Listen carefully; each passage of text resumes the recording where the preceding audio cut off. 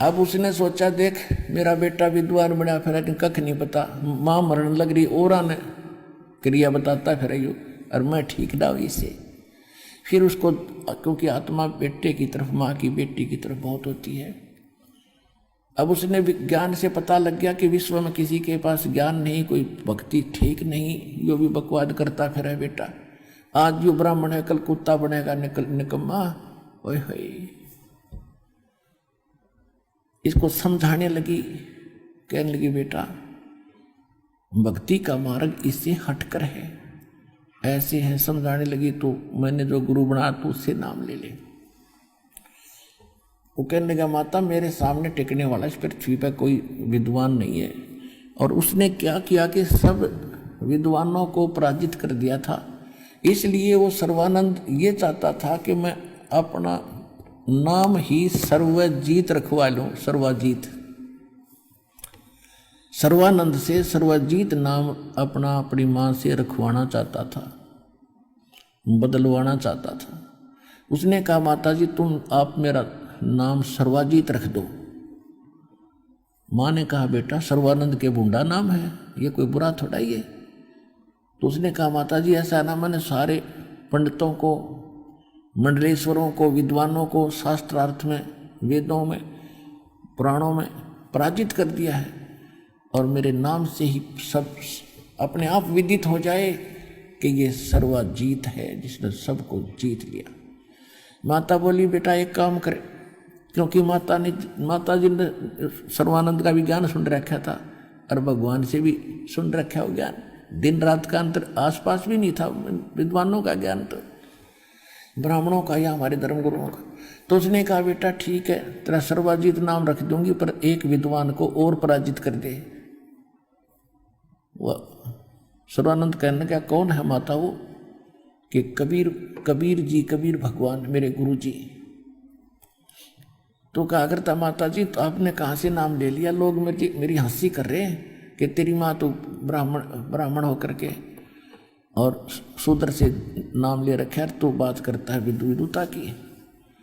और चल ठीक है आप कहती हो तो मैं उसको तो 2 मिनट में पराजित कर दूंगा, वो तो अशिक्षित है, पढ़ा लिखा है ही नहीं। पर माता बोली, बेटा ठीक है वो तेरी मर्जी, कितनी देर में पराजित करिए, पर एक काम करना, लिखवा के और उनकी अंगूठी दस्तक होने चाहिए बेटा, वो ना मानो मैं कह दे, तू आके कह दे मैंने पराजित कर दिया। सर्वानंद पहुंच गया वहां पर, क्योंकि साथ में रखा करता वो सारे वेद ग्रंथ, 4 वेद, 18 पुराण, श्रीमद् भगवत गीता, उपनिषद, और एक बैल के ऊपर जैसे गधे का बोरा होया करे ऐसा एक थैला डाल लिया करता था उस पर, और सारे उसमें लाद के और बैल को साथ लेके चलता था। अब जून का महीना, दुल्हाओं की कॉलोनी में जाना, क्योंकि परमात्मा से शास्त्रार्थ वहीं हो सकता उसके घर पे, क्योंकि तुमने यूं सोचा था मैं गया आया, वैसे 2 मिनट ना तो शास्त्रार्थ के लिए समय रखा जाता है, कोई स्थान निहित किया जाता है। उसने जल्दी होगी, ठीक फटाफट उसको हरा दूंगा और माँ से सर्वजीत नाम रखवा दूंगा। वो जा रहा था, रास्ते में उसको भयंकर प्यास लगी दुल्हाओं की कॉलोनी में प्रवेश करने के बाद, और वहाँ दुल्हाओं का एक कुआं था। वहाँ परमात्मा की मुँह बोली बेटी कमाली जल भरे थी, पानी निकाल रही थी, घड़ा भरे थी अपना। कमाली कौन थी? परमात्मा ने एक शेख तकी नाम का सिकंदर लोधी राजा का पीर था मुसलमान, और उसकी ने कोई ऐसी बात कही थी परमात्मा से सिकंदर लोधी के सामने कि मैं इसको जब मानूंगा तो मेरी बेटी को मृतक है कब्र में दबा रखे, इसको जीवित कर दे कबीर भगवान। तो परमात्मा ने कई हजार, 20-30 हजार व्यक्ति इकट्ठे हो गए थे उस समय, कब्र फड़वा के और उस कमाली बेटी को जीवित किया था। कई हजारों की संख्या में कबीर साहब के शेष हुए थे इस चमत्कार को देखकर। तो उस लड़की ने को परमात्मा ने कहा था, जा बेटी अपने पिता शेख तकी के साथ। तब लड़की ने कहा था, 1.5 घंटे प्रवचन करे थे कि हे जनता के लोगों, बहनों और भाइयों, ये अल्लाह अकबर है, मैंने भी इनकी तीसरा चौथे जन्म पहले इनकी शरण प्राप्त हुई थी और उसमें मैंने 4 वर्ष इसकी भक्ति की थी इनकी, मुझे सारी याद आ रही है। फिर मैंने छोड़ दी थी, उस भक्ति के कारण मुझे चौथा जन्म मिला था मनुष्य का, और वो भी बस इतना ही था जितना मैं भोग चुकी थी। 13 साल की आयु में मैं मर चुकी थी। अब मुझे अन्य योनि में जाना था, पशु पक्षियों के शरीरों में, और इन्होंने आज मुझे पुनः धर्मराज से छुटवा कर मेरा जीवन दान दिया है। ये अल्लाह अकबर है, ये पूर्ण परमात्मा है। और शेख तकी आपने अपना जीवन नाश कर दिया, कर्म बिगाड़ दिए पिताजी, तो नकली आदमी है। और मैं आज मुझे अपना असली पिता मिल गया, अपने असली पिता के साथ रहूंगी। इस नकली रिश्ते तो मैं जा चुकी थी। तो वहां कई हजारों ने दीक्षा ली।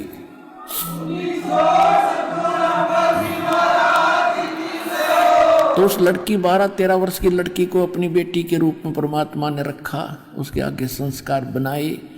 तो वो लड़की फिर वहां पानी भर रही थी। अब हम अपने पिता को भूल गए और हम कितना कष्ट उठा रहे थे। वो लड़की पानी निकाल रही थी कुएं से, उधर से परमात्मा ने रजा करी। सर्वानंद को इतनी गजब की प्यास लगी जैसे 5 मिनट जल ना मिले तो मौत हो सकती है। उसने जल्दी जल्दी कहा कि बेटी जल पिलाना, प्यास लगी है, लो महाराज पी लो। अब जैसे जुल्हाओं की कॉलोनी में, और ऐसा विद्वान पंडित कभी वैसे तो आ ही नहीं सकता, और आ जावा तो ऐसे देखा करते जैसे गांव में हाथी आ जाता ना, सब छतों पर चढ़ चढ़ देखा करते, गली में निकल आते, हाथी आ गया, हाथी आ गया। तो पंडित जी को दुल्हाओं की कॉलोनी में, शूद्रों की कॉलोनी में आ जाता, यूं देखा करते, यूं कैसे आ गया, किसके जागा। तो सारे चारों तरफ देखने लग रहे, और वो मरे प्यासा है। उसने फटाफट कहा बेटी पानी पिला, अगले महाराज पियो। अब गट गट पी गया। जब छक लिया ना, प्यास बुझ गई, हम सुखी हो गए। जब दुखी होते हैं जब तो हमने कोई जात पात नहीं दिखती, और सुखी हो जाए जब हम आकड़ पाड़े। जब उसने देखा कोई देखता तो नहीं है मुझे, दुल्हाओं की कॉलोनी से ब्राह्मण ने पानी पी लिया, दुल्हाओं के कुओं से। वो चारों तरफ देखा दुनिया, उसने सोचा बड़ी बेइज्जती हुई भाई। वो लड़की को धमकाता खुरकाता है, ए लड़की ये कौन सी जाति का कुआं है? वह लड़की हंसी कि दुल्हाओं की कॉलोनी में पंडित जी किसका कुआं होता, आप बता दो। यो धनका का कुआं है। इतने पहले क्यों नहीं बताया मुझे? परमात्मा बोले पानी पी कर जाति नहीं पूछना चाहिए। वो लड़की बोली पानी पी कर नहीं पूछना चाहिए जाति, पहले पूछता तो पता लगता तुझे किसा ब्राह्मण है। तेरी आंखों में जान आ गई थी, जब तक तुझे सुधर नहीं दिखे, अब तुझे जान बच गई, तुझे सुधर दिखाई देती। आधा तक कंडम वही कर दिया उस बेटी ने। वो फिर कहने लगा ए लड़की यहाँ कबीर का घर कहाँ है, कबीर की चौपड़ी कहाँ है? तब लड़की कहने लगी कबीर का घर शिखर में, सुन शिखर में परमात्मा रहते हैं। कबीर का घर शिखर में, और जहां से ले ली गैल, और पाँव न टेके पपील के तो पंडित लद्दे फिर बैल। यदि तू भगवान का घर पूछता है, कबीर भगवान है और वो ऊपर शिखर में रहता है, और तू ये पोथे लादे पड़े बैल न ठाए फिरे, बैल के ऊपर लादे, इनसे भगवान नहीं मिल सकता। वेद मेरा भेद है, मैं ना वेदन के माही, और जौन वेद से मैं मिलूं तेरे वेद जानते रहे। ये हमारे भगवान को तो इन वेदों से नहीं प्राप्त कर सकता। तो वो कहने गए लड़की सीधे मुंह बात करे, वो कबीर यहां कहाँ रहता है कि आ जा मेरे पीछे पीछे, मैं उन्हीं की बेटी हूं। अब लड़की पानी का घड़ा उठा कर चल पड़ी, सर्वानंद बैल लेकर साथ साथ आ रहा था। लड़की थोड़ी स्पीड से जाके अपने परम पिता, सारी सृष्टि के पिता परमेश्वर से, कबीर जी से कहा पिताजी एक ब्राह्मण आ रहा है और आपसे कोई वाद विवाद करेगा, और साथ में एक बैल ले रखा, उसके ऊपर सारे बड़े बड़े ग्रंथ रखे। परमात्मा बोले बेटा जाओ बुला के लाओ आदर से।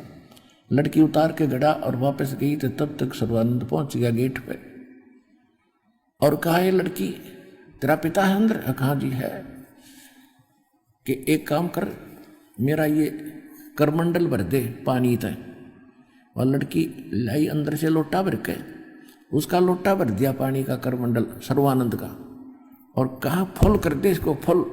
कति पानी जल ऊपर का उतरना हो गया, और डाल और डाल। जब कति लबालब भर गया और कहा इस लोटे को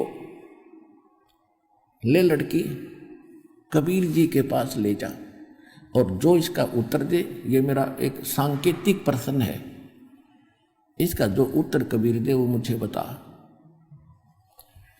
लड़की उसने धीरे धीरे लेगी, कहा कि जल नहीं इसका बाहर निकलना चाहिए, धीरे धीरे लेगी और कहा पिताजी पंडित जी बाहर खड़ा है, उसने ये जल का लोटा दिया और कहा इसका उत्तर दे। परमात्मा के पास इतनी बड़ी सुई थी लोहे की, जो कपड़े सीलन की हुआ करे सुई, हुआ उठा कर उसके अंदर डाल दिया, कहा बेटा जा। सर्वानंद ने दे दिया जवाब। वह धीरे धीरे वापस ले आई। सर्वानंद ने पूछा जी क्या बेटा क्या जवाब दिया? कि पिताजी बोले कुछ नहीं, इसमें एक सुई डाल दी। सर्वानंद उस लोटे को लेकर अंदर गया, कहने लगे कबीर जी तूने मेरे प्रश्न का क्या उत्तर दिया? परमात्मा बोले आपका जो प्रश्न था उसी का मैंने उत्तर दे दिया। आपका प्रश्न क्या था? तूने बताया कि मैंने इस भारतवर्ष के सभी विद्वानों को पराजित कर दिया है, और मैं ज्ञान से ऐसे परिपूर्ण हूँ जैसे ये जल का लोटा लबालब भरा है। इसमें अगर कोई और जल डालेगा तो बाहर ही जाएगा, इसमें स्थान नहीं है। मैं ऐसे ज्ञान से फुल हूँ, मेरे साथ वाद विवाद करने की आवश्यकता नहीं है। और मैंने अपनी माँ से अपना नाम सर्वजीत रखवाना है। उन्होंने कंडीशन रख दी कि मैं आपसे शास्त्रार्थ करके आपको पराजित करूं, और तब वो मुझे सर्वजीत नाम रखेंगे। तो इसलिए मैं आपको सतर्क कर रहा हूं कि मेरे साथ वाद विवाद करने की आवश्यकता नहीं है, मैं ज्ञान से परिपूर्ण हूं। परमात्मा बोले अब मेरा उत्तर सुन ले।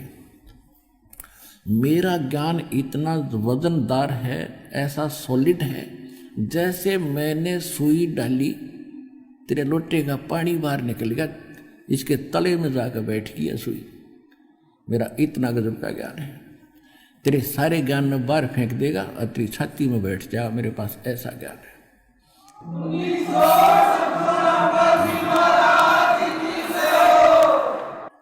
सर्वानंद जी ने कहा कि प्रश्न करो। अब आगे आसपास के जुलाई नरे इकट्ठे हो गए, क्योंकि जुलाहों की कॉलोनी में तो वह गरीब व्यक्ति अशिक्षित आगे। और विशेष एक खास बात होती है कि घर का जोगी जोगड़ा हर बार का जोगी सिद्ध, एक आम बात है। कॉलोनी के लोग कबीर साहब को महत्व नहीं देते थे, और बाहर के उस पंडित ने सोचा करते, न्यू सोच रहे थे कि आज कबीर को खूब हरा कर जागा, यूँ बड़ा विद्वान आ रहा है, और कबीर जी को आज देखना इसके छक्के छुटा के जाएगा पंडित जी। इसलिए सारे इकट्ठे हो गए, आसपास के गणे सैकड़ों की संख्या में। परमात्मा ने प्रश्न कहा कि कौन ब्रह्मा का पिता है और कौन विष्णु की माँ? शंकर का दादा कौन है? पंडित जी दे बता। कि मेरे प्रश्न का उत्तर दे। ब्रह्मा विष्णु महेश के माता पिता कौन है? इनका दादा कौन है? अब जैसा लोक वेद इन्होंने जनता में भर रखा था कि ये तो सर्वेश्वर, अब ये तो अजर अमर है, सर्वेश्वर है, स्वयंभू है, इनका कोई माता पिता नहीं, अजन्मा है। परमात्मा ने कहा कि देवी भागवत के 3 स्कंद का वो फलाना पृष्ठ उठा कर देख, 123 नंबर, उसमें क्या लिखा है। विष्णु खुद स्वीकार कर रहे हैं, तुम विष्णु के उपासक हो, कि तुम शुद्ध स्वरूपा हो, अपनी माता दुर्गा से करे, और ये सारा संसार आप ही से उद्भासित हो रहा है। मैं ब्रह्मा और शंकर आपकी कृपा से विद्वान है, हमारा तो जन्म मृत्यु होता है, हम अविनाशी नहीं है। वो साथ ले रहा था, तो ये तो कहते हैं वही परमात्मा वाली बात है कि मोती मुक्ता दर्शत नाही, ये जगह सब अंदरे दिखत के तन्नण चश्मिन का फिरा मोतिया बंदरे। सारे शास्त्र घोट रखे, सब रेफरेंस नोट कर रखे, और उसमें उसका अर्थ क्या है ये इनकी अकल नहीं। उन्हें खोल कर देखा, पढ़ा, जो का तो पायनो देख कह लिया नहीं झूठ बोलता है। क्यों? संस्कृत में लिखे हुए सारे अशिक्षित बैठे। परमात्मा बोले और सुन ले, शिव पुराण के अंदर, रुद्र संहिता के अंदर इस काल रूपी यानी सदाशिव और दुर्गा से विष्णु की उत्पत्ति हुई, पढ़ कर देख ले। उन्होंने वो भी निकाला, वो न्यू का न्यू। इवन सदग्रंथों ने कैसे बदल देंगे ये, आज तक न्यू के न्यू। लेकिन उनका दाव ये लग रहा था कि कबीर अनएजुकेटेड और वो अक्षर ज्ञान रखे थे, इसलिए विद्वान और सर्व ज्ञान संपन्न प्रसिद्ध रहे। और उन दो विद्वानों का फैसला कौन करा करते? वो अशिक्षित। कैसे करते थे? जिसने घनी संस्कृत बोल दी, डटा नहीं डटा, उसकी ताली पीट देते, वाह वाह वाह, वो जीत जाता और दूसरा हार गया। अब जब उसने सर्वानंद ने देख लिया कि बात तो सारी बिगड़ी पड़ी है, ये जो करे सारी साची, पर दाव उसका न्यू लग गया कि इन्हें क्या पता किसी ने इसमें क्या लिखा है। तो उसने संस्कृत बोलना शुरू कर दिया, कोई वेद मंत्र घोट रहा था, आध घंटे तक संस्कृत में बोलता रहा, डटा नहीं डटा। अब परमात्मा पूछे थे ब्रह्मा विष्णु महेश के माता पिता कौन है? पढ़ कर सुना लग रहा है ये दुर्वेद। एक किसान का लड़का 6ठी 7वीं कक्षा में पढ़ा करता, वो अंग्रेजी सीख रहा था। तो अंग्रेजी में उसने 1-2 सिक लीव याद कर रखी थी, जैसे छुट्टी के लिए प्रार्थना पत्र, सिक लीव बोलते हैं उसको, और 1-2 ऐसे याद कर रखा था, 2 प्रस्ताव अंग्रेजी में। तो उसका पिता बड़ा खुश होता था जब उसका पुत्र अंग्रेजी में कोई अपने प्रस्ताव वगैरह याद करता था, बोलता था। वाह बेटा, अंग्रेजी जान गया मेरा बेटा। एक दिन वो संडे के दिन बैलगाड़ी लेकर अपने खेतों में जा रहा था, साथ में पिता भी था, पुत्र भी था। सामने से एक अंग्रेज आ गया, वो रास्ता भूल गया था, मोटर गाड़ी में, कार में था। उसने इशारा किया तो गाड़ी रोक दी, उनने बैलगाड़ी रोक दी। वो अंग्रेजी में बोला, वो अंग्रेज कि मुझे फलाने उसमें जाना है, उस विलेज का मुझे रास्ता बताइए, मार्ग बताइए, वे बताना। अब उसका पिता बोला, किसान बोला बेटा यो के बकवाद कर है कि क्या यही अंग्रेजी जानता? मेरा बेटा भी तो जानता है, सुना दे इसने अंग्रेजी बोल के कि हम भी जानते हैं अंग्रेजी। अब उस लड़के ने सिक लीव सुना दी to the headmaster for I am ill today, I can not come to school, please grant me 1 day leave, your faithful फलाना। उसने अंग्रेज ने सोची, देख पूछ रहा हूँ मार्ग गांव में जान का, हरी सुना रहा छुट्टी की प्रार्थना पत्र, माथे माथ मारा, अपनी कार लेकर चल पड़ा। उसके पिता ने अपने पुत्र की कमर थपथपाई, वाह बेटा कमाल कर दिया, तने अंग्रेज हरा दिया अंग्रेजी में।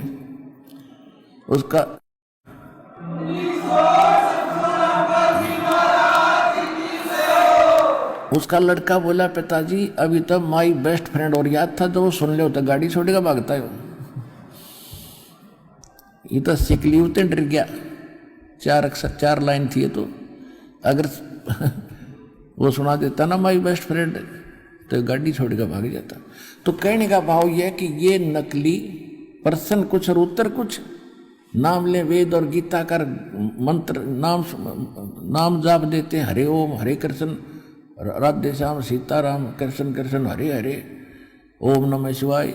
ये वेद और गीता में है कई मंत्र। वेद और गीता 2 ही शास्त्र हैं जो भक्ति और साधना के, बाकी ये पुराण है, ये तो महापुरुष ऋषियों के अपने अनुभव है। ये अगर वेदों से नहीं मिलते हैं तो यूजलेस से हमें कतई नहीं, भक्ति के लिए नहीं चाहिए, साधना के लिए नहीं, ज्ञान ग्रहण करने के लिए सहयोगी अवश्य है। तो कहने का भाव ये है कि सर्वानंद ने वह सिक लीव सुना दी, संस्कृत बोलेगा डटा नहीं डटा। तो तब उस समय सारे दुल्हाओं ने हाथ ताली पीट दी, वाह सर्वानंद जीत गया सर्वानंद। कबीर साहब बोले भाई ठीक है, आप जीत गए, मैं हार गया। बोल क्या चाहता है तू? कि ऐसे नहीं, मेरी माता ने कहा कि लिखवा के लाना उससे। अब लिख ले भाई, मैं तो शिक्षित हूँ, अंगूठा ला दूंगा। सर्वानंद जी ने लिख लिया कि शास्त्रार्थ में सर्वानंद विजयी हुए और कबीर साहब पराजित हुए, हार गए। और कबीर साहब का अंगूठा लगा लिया, आके आ गया अपना तुरंत। उसकी माँ ने कहा कि बेटा हो गया तेरा काम? कहाँ हो गया माता जी। पढ़ कर कोई लिखवा के लाया तू? हाँ लिखवा के लाया हूँ। कि सुना पढ़ के। उसने पढ़ के सुनाने लगा, उसमें लिखा पाया कि शास्त्रार्थ में सर्वानंद हार गया, कबीर साहब जीत गया।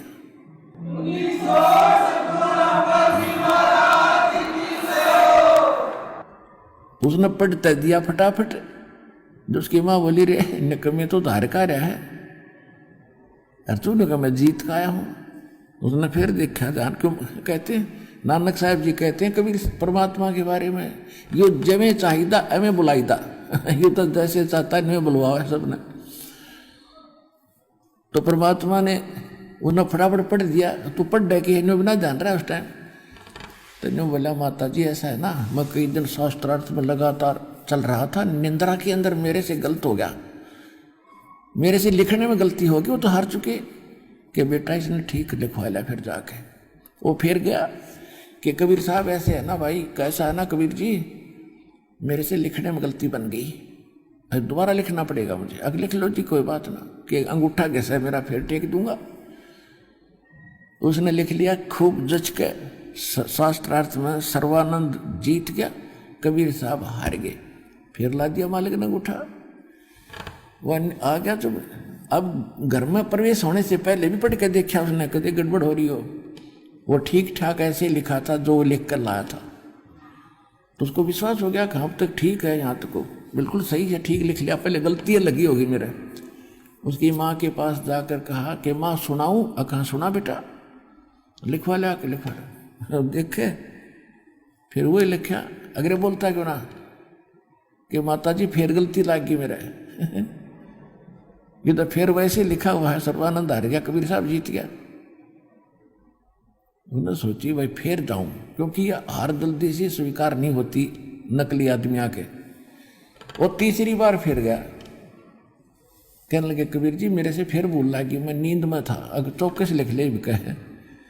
उन्होंने फिर लिख लिया ऐसे ही, कबीर सर्वानंद जीत गए, कबीर साहब हार गए। अपना अंगूठा ला दिया, एक आधे और लुआ दिया। कबीर साहब ने तुम भी ला दो भाई, कदे धोखा रहे जैसे।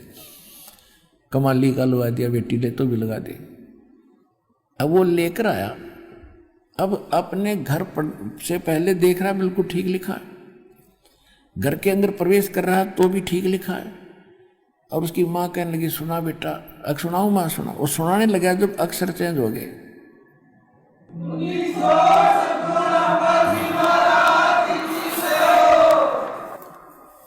अक्षर चेंज हो गए और बैठ गया नू का नू भाई कति। उसकी माँ बोली रे बोलता क्यों ना, तेरी बोलती क्यों बंद होगी अब, विद्वान बोल।